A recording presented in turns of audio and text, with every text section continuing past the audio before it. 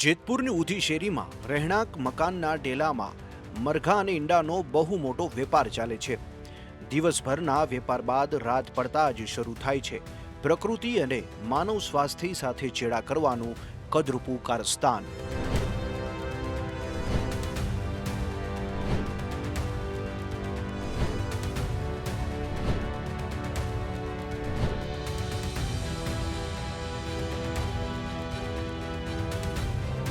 Chicken માર્કેટના વેપારીઓ રાતના અંધારાનો ફાયદો ઉઠાવી મરેલી મરઘીઓના અવશેષો, લોહીવાળી ગંદકી અને કચરો ગાડીઓમાં ભરીને લાવે છે અને ભાદર નદીના પુલ પરથી સીધો નદીના પાણીમાં પધરાવી દે છે. હું સામા હું હતું શેનો કચરો શેનો પણ કચરો શેનો કચરો કચરો શેનો છે?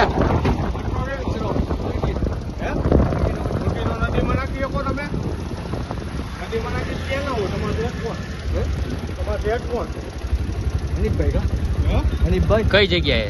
ઉધી શેરી. કઈ મુર્ગી છે? ઉધી શેરીમાં. ઉધી શેરીમાં આમાં ના ખાય? પાણી પીતા હોય. આ પાણી તો ઓલું હોય ને સાહેબ.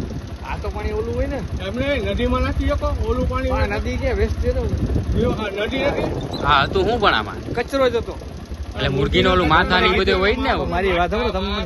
ભાદર નદીમાં લોકોને પાણી પીવાનું હોય. પીવાનું પાણી આની અંદર રોગચાળો રહે તો હું આમાં નહીં નાખી એમ તો તમે કોઈને બીમારી થાય આ પાણી પી તમે મુર્ગા કાપેલા અહીંયા નાખો. ના ના કચરો જે છે આ રોજે રોજ તમે નાખો છો ભાદર નદીમાં.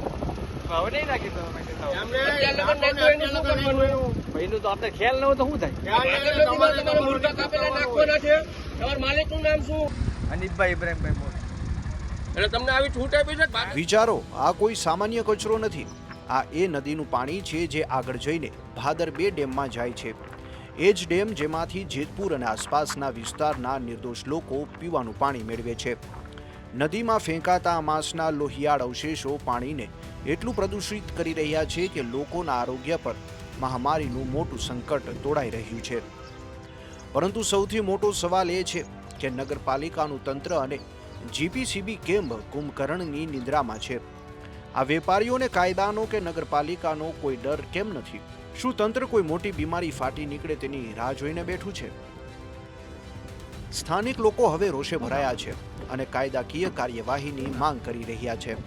ચાલો જાણીએ કે નદીને ગંદી કરનારા આવા અસામાજિક તત્વો સામે કાયદામાં કેવી આકરી જોગવાઈઓ છે. જળ પ્રદૂષણ નિવારણ અધિનિયમ 1974 વોટર એક્ટની કલમ 24 અને 43. નદીના પાણીમાં ઝેરી કે પ્રદૂષિત કચરો નાખવો એ ગંભીર ગુનો છે. આ કાયદા હેઠળ ગુનેગારને 1.5 વર્ષથી લઈને 6 વર્ષ સુધીની સખત જેલની સજા અને ભારે દંડ થઈ શકે છે. પર્યાવરણ સંરક્ષણ અધિનિયમ 1986. નદીમાં ઘનકચરો કે માંસના અવશેષો ફેંકવા બદલ 5 વર્ષ સુધીની જેલ અથવા તો 1 લાખ રૂપિયા સુધીનો દંડ થઈ શકે છે અને જો આ પાપ ચાલુ રહે તો રોજનો 5000 વધારાનો દંડ વસૂલવાની જોગવાઈ છે. બીએનએસ 2023ની કલમ 270 અંતર્ગત જાહેર જળાશય કે નદીના પાણીને જાણી જોઈને ગંદુ કરી લોકોના સ્વાસ્થ્યને જોખમમાં મૂકવા બદલ પોલીસ સીધી કાર્યવાહી કરીને આકરી સજા કરાવી શકે છે. નેશનલ ગ્રીન ટ્રિબ્યુનલ એનજીટીના નિયમો. ગ્રીન કોર્ટના નિયમ મુજબ નદીમાં ગંદકી ફેલાવવા બદલ સ્થાનિક તંત્ર વેપારીઓ પર 5000 થી લઈને 50,000 સુધીનો સ્પોટ ફાઇન એટલે કે રોકડો દંડ ફટકારી શકે છે. કાયદાઓ કાગળ પર મજબૂત છે, પણ સવાલ એ છે કે શું આ કાયદાઓનો સપાટો જેતપુરના આવા વેપારીઓ પર બોલશે ખરો? સ્થાનિકોની ઉગ્ર માંગ છે કે નગરપાલિકા અને જીપીસીબી તાત્કાલિક ભાદર નદી પર રાત્રિ નિરીક્ષણ ગોઠવે.